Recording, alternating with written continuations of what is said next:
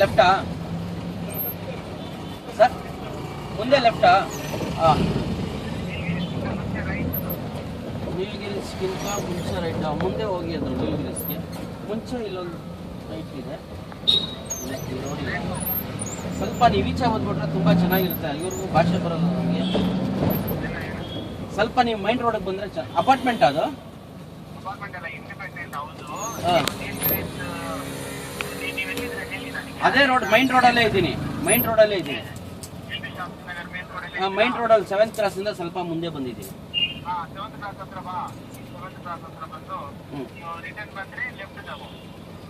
Return ಬಂದರೆ left, ಹಿಂಗೆ ಬಂದರೆ ರೈಟಾ?